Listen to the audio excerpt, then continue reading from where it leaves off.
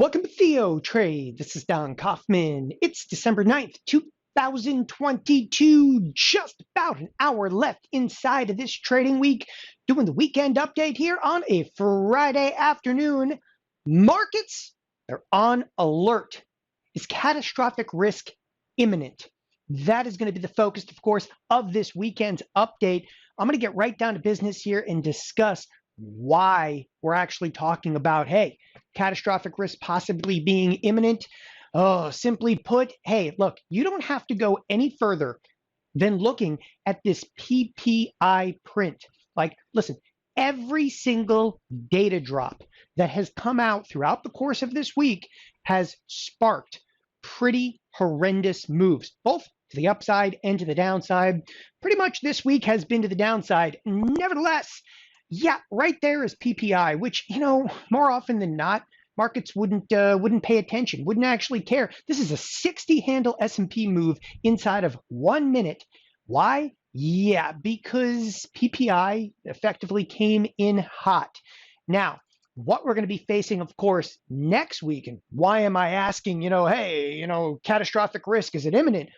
We're going to be facing both CPI, of course, which is, inflationary data, and the Fed, pretty much back to back.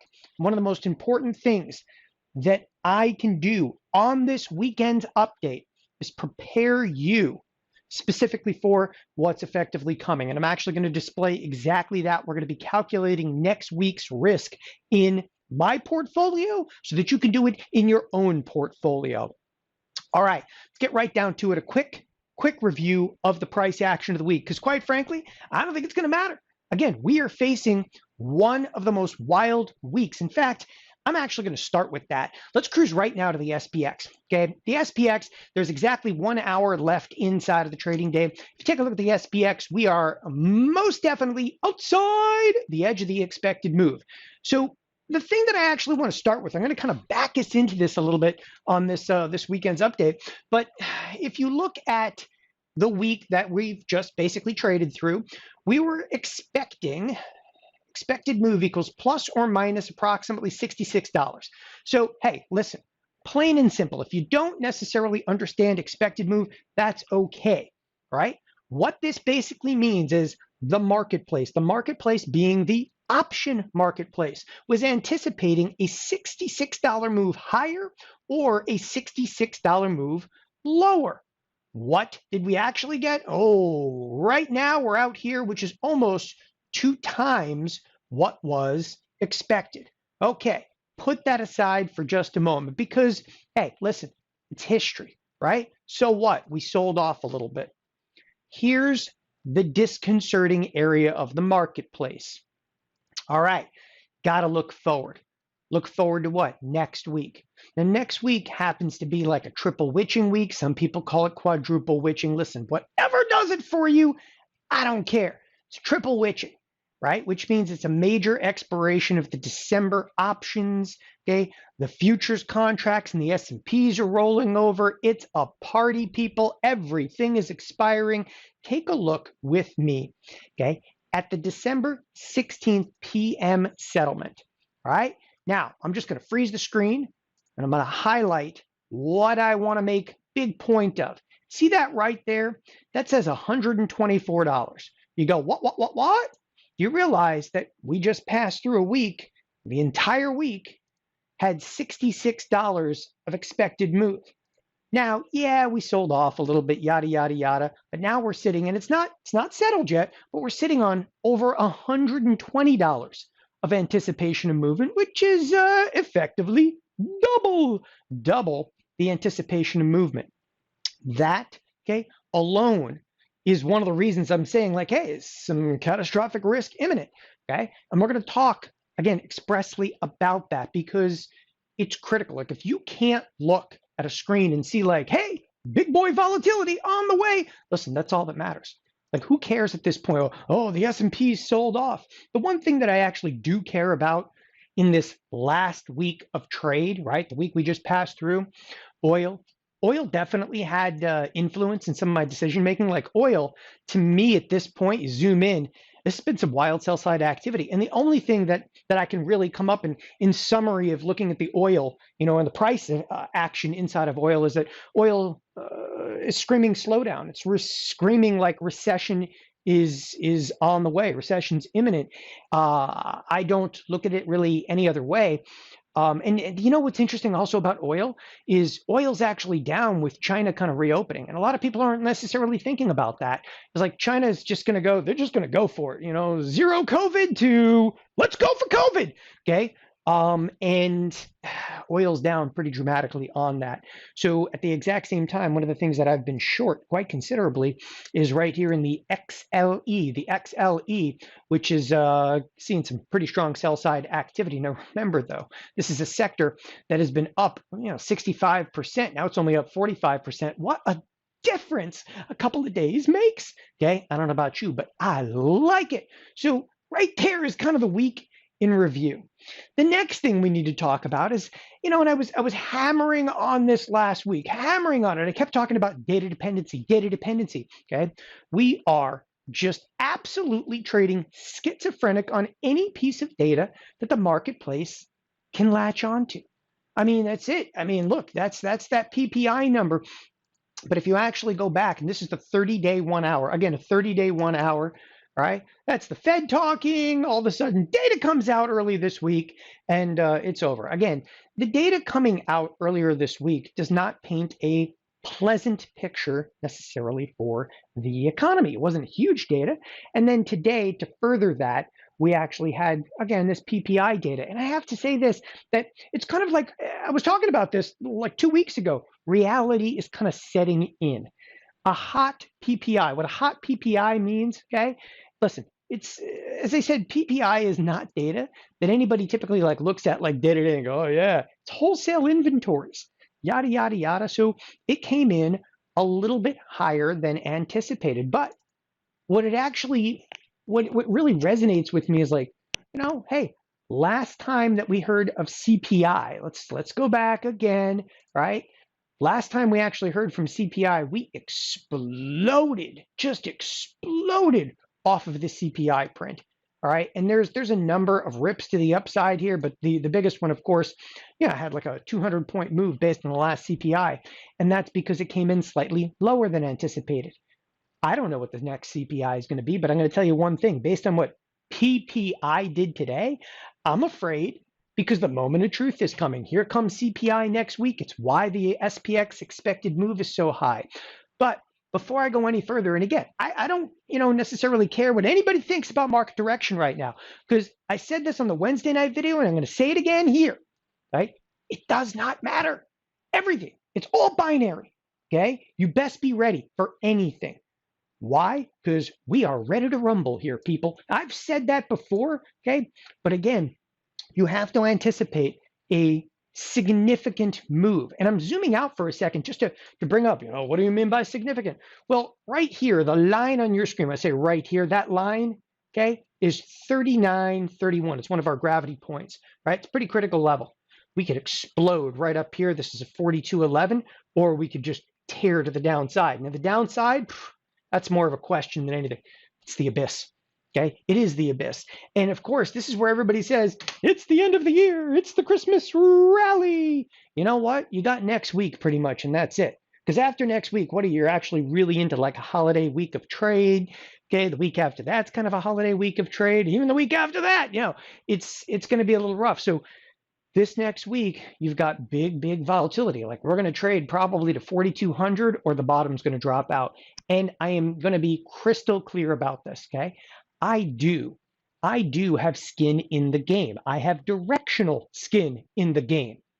But I am, going to be very, very concise in saying it's all binary. If you sit here and try to handicap what you think is going to happen in the marketplace, okay, you have to understand that, CPI might go your way, the Fed might go against you, okay, and vice versa. CPI might go against you, the Fed, might go for you. It's going to be a rough run this next week. And it's one of the reasons where that's why we're trading like schizophrenic off of some of this data, all right? The Fed spoke, data came out, PPI came out. And again, we just were all over the place. One of the most important things is to tell you, when I say it's all binary, like a lot of people don't necessarily understand that. All right, here, the way to actually describe binary, all right, clarify. You're a coin flip away from being up here or down here. That's it. Binary means, okay, you're a zero or you're a hero. There's absolutely no in between, okay? You're going to explode higher or you're going to completely fall apart. And, you know, people are, of course, going to ask me like, well, what do you think, Don? I'm going to tell you what I think. Okay, I'm going to actually help you calculate next week's risk in your portfolio. And by telling you what I think, okay, I'm actually going to show you my portfolio. Why? Okay, because it's the only way. Like I'm not going to sit here and, you know, talk about it. I'm actually going to show you. There's no reason for me to sit here and like yabber on about. I'm going to show you exactly what my positions are, okay, where they are, and hey, for better for worse over here. So calculating next week's risk in your portfolio. For those of you that do not necessarily speak thinkorswim geek, okay? Thinkorswim's actually got a pretty slick little feature. And I'm going to come in here and I'm actually going to display it to you. First of all, if you're unfamiliar with the Thinkorswim Analyze tab, it's, you know, the scariest place you could ever be. I'm going to come in here and reset everything, okay? I'm just going to come in, I'm going to reset everything, do a little dance, make a little love, get down tonight. Cool. All right, I'm going to delete a few slices out over here, delete a slice, okay? The next thing I want to do is I want to come in here and do what's called portfolio beta weighted. See, portfolio beta weighted, it's going to show everything I have in my portfolio. Now, if your portfolio says NA, okay, naughty monkey, all right? Anyway, if it says NA, you got something in your portfolio that's a piece of junk that doesn't have a beta weight. Beta weight, what does beta weighting do? It turns all of your portfolio into a common metric. I always beta weight into the spiders. So what I'm doing is turning IBM deltas into spider deltas, hood deltas into spider deltas, okay?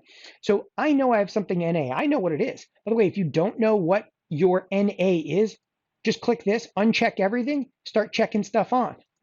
Because when you hit that symbol, there it is, okay? It's actually going to come up as NA. So I'm going to check everything back on, and then I'm going to uncheck the bonds. By the way, I'm also going to do something. Let's get crazy. Let's actually put all my accounts in here, right? This is just 2 accounts inside of Thinkorswim. Now, I do have accounts over here as well as Tasty, okay? But I'm using this analytics because I've got some pretty significant position risk over here, more so here than I do on Tasty. Tasty is a very market neutral portfolio. If you look at my deltas here, they're pretty, you know, minuscule, right? But that's by design. These are portfolios that I actually run. So close that one up. This portfolio is a little different. Portfolio on Thinkorswim, oh, here I want to take directional risk. Okay, so let's get right down to it. What do I have? I'm collecting just about $300 a day in theta, but I'm taking negative 1,457 SPY beta weighted delta. What does that basically mean? If the spiders go up or down, basically a dollar, I'm going to make or lose $1,457. You good with that? Cool. All right, onward and upward from there. Then I want you to go over to the spiders. Don't worry about the SPX. Go to the spiders. Okay, the spiders, and go 7 days out. 7 days out on the button, because I would just want to get you through the risk of next week. Go over here. Okay, look, the expected move is $12.75. Okay. So if I go back to the analytics, $12.75. So we're going to go in here. We're going to go into set slices. Initially, we're going to go set slices $2 and $5. Just to give you a quick feel. What does set slices $2 and $5 mean? It means, okay, this is my risk right now. What if we go up $5, down $5? I'm going to make money. Okay, I'm going to make a lot of money. So I can make money on both sides. That's because I'm heavily positive theta. Okay, put that aside for just a second. So that's a $5 move. I did not say we're going to move $5. Did I?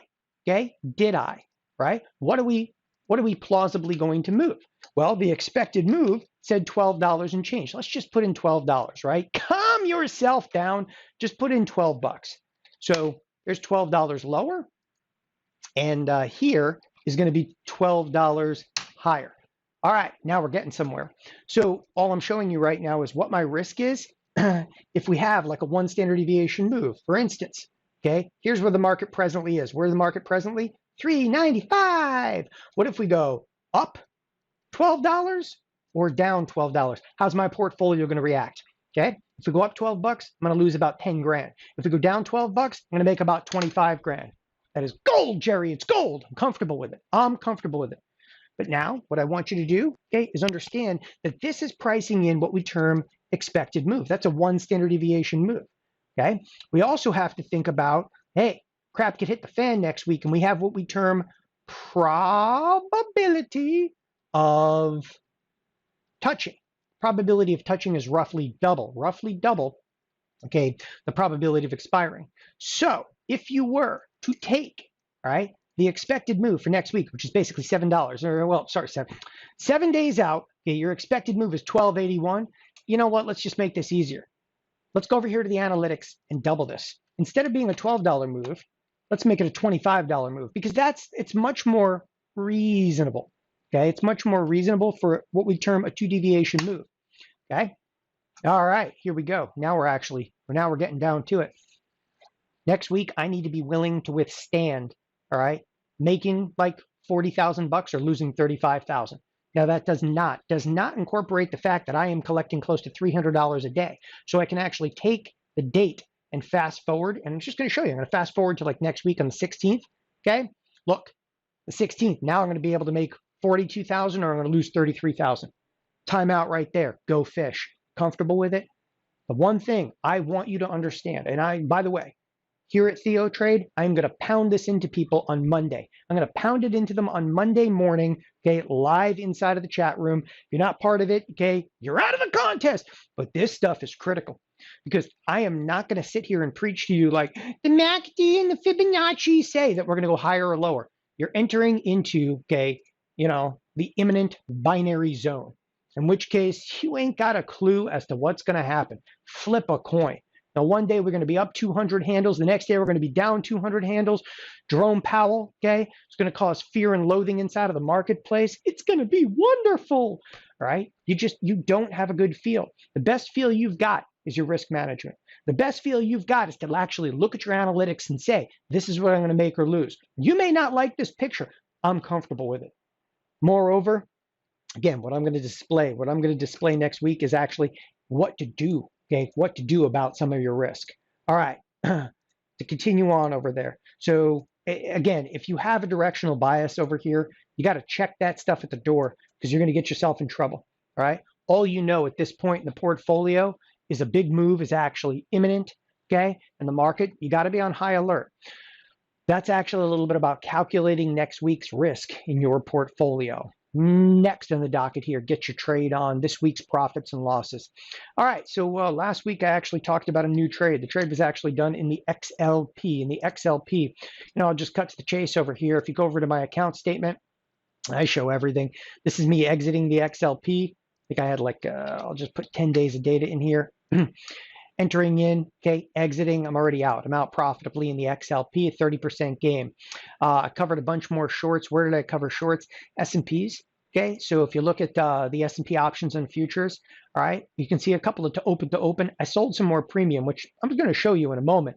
Okay, I definitely sold some more premium, but one of the most important things, to close, covering more premium. Every ounce of premium I'm covering is over a 50% gain over here. I then opened up new inflection point spreads. Some of the new trades in here are in fact inflection point spreads. I also had some nice intraday trade on Apple. Okay, I shorted Apple 149.61, covered it for right around 146, nice little scalp on an intraday basis. Okay, I also did a similar trade inside of XLE. Okay, in the energy sector, shorted it at 87.60, covered that one at 85 and change. So again, some very nice intraday trades along with that. Some new trades that I've got on here. Okay, for those of you interested, Boeing. I've actually got a short position inside of Boeing. The logic over here is a very simple one. The Dow is going to come off. It's going to actually take Boeing with it. Listen, both the Dow and Boeing have actually outperformed the S&Ps by a very dramatic amount, specifically this week. This week was actually a pretty big drawdown inside of the S&Ps. If you take a look at the spiders, obviously they're closing outside the expected move. Then you cruise over to something like Boeing. Okay, where's Boeing on the week? Boeing is listlessly lower, almost unchanged. So I like the Boeing short in here. I used an in-out, okay? 28 days out, one strike in the money, one strike out of the money. Another trade I entered into, of course, was an Apple Catapult. Okay, what is the Catapult? For those of you that do not speak market geek, all right? The Apple Catapult is designed for this. I'm going all the way 70 days out, and I'm buying, okay, a $10 wide spread. All right, so I'm going to buy a $10 wide spread. Now, what does that $10 wide spread cost? All right, let's just bring it up right now. So it's $233. What did I actually pay for it? What did I pay for it? Looks like I paid $241 for it. Couldn't be any, I'm basically, this is my spread. So imagine I went out there and I bought a couple of Apple spreads, which is exactly what I did.